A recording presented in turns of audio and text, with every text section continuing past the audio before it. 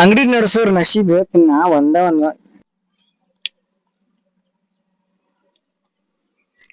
PAN shop ಹಾಕೋರ್ಗೆ ಒಂದ್ ಸ್ವಲ್ಪ tricks ಹೇಳ್ತೀನಿ ನಾ, ಪಾಯಿಂಟ್ಸ್ ಸ್ವಲ್ಪ ತಲೆಗಿಟ್ಕೋರಿ.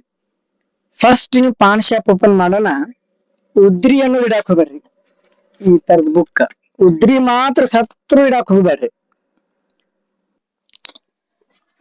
ಈ ತರ ಬುಕ್ಕ ಮಾತ್ರ ಇನ್ಸ್ಟಾಲ್ ಮಾಡಕ್ ಹೋಗ್ಬೇಡ್ರಿ, ಸತ್ರು ಇಡಾಕ್ ಹೋಗ್ಬೇಡ್ರಿ. ಒಂದನೇದ್ದು. ಎರಡನೇದ್ದು, ₹1 ಆಗ್ಲಿ ಕ್ಯಾಶ್ ಆನ್ ಡೆಲಿವರಿ.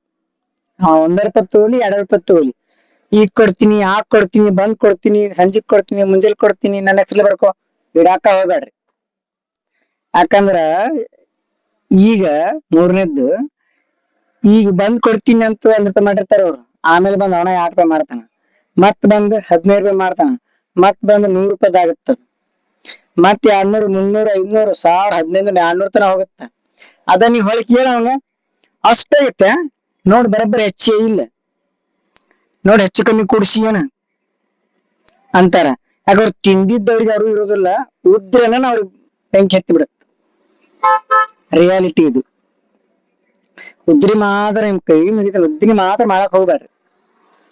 ನೀವು ನಾವ್ ಮಾತಾಡ್ ನೋಡಿ ಉದ್ರಿ ಮಾಡಿನ ತಿಳ್ಕೊಳ್ರಿ. ಉದ್ರಿ ನಾ ಇಟ್ಟಿಲ್ಲ, ಸ್ವಚ್ಛ ಹೇಳ್ತೀನಿ, ಏನೋ ಸ್ವಲ್ಪ ಇಟ್ಟಿನಿ, ಒಂದ್ 2-3 ಮಂದಿಗೆ ಅಷ್ಟ ಇಟ್ಟಿನ. ನಾನು ಅವನ್ 4 ಇಟ್ಟಿನ ಅಷ್ಟ. ಇಡಾಕ್ ಹೋಗ್ಬೇಡ್ರಿ. ಮತ್ ಕೈಯೇ ನಾವ್ ಸಾಲ ಮಾಡಿ ಅಂಗಡಿಗೆ ಮಾಲ್ ಹಾಕಿ ಅವ್ರಿಗೆ ಕೊಡ್ರಿ ಕೊಡ್ರಿ ಕೊಡ್ರಿ ಅಂತ ಭಿಕ್ಷೆ ಬೇಡ್ಬೇಕು. ನಮ್ ರೊಕ್ಕ ತಿಂದಿದ್ ರೊಕ್ಕ. ಈ ತರ ರಿಯಾಲಿಟಿ ಐತಿ ಪಾನ್ ಶಾಪ್ ಮಾಡೋರ್ದು. ವಿಚಾರ ಮಾಡಿ ಪಾನ್ ಶಾಪ್ ಮಾಡ್ರಿ. ನಾ ಸ್ವಲ್ಪ ಅನುಭವಿಸಿದ್ ಹೇಳಾಕತ್ತೀನಿ. ಫಾಲೋ ಮಾಡ್ರಿ, ಮರಿಬೇಡ್ರ. ಸ್ವಲ್ಪ ಸಪೋರ್ಟ್ ಮಾಡಿ ನಾವು.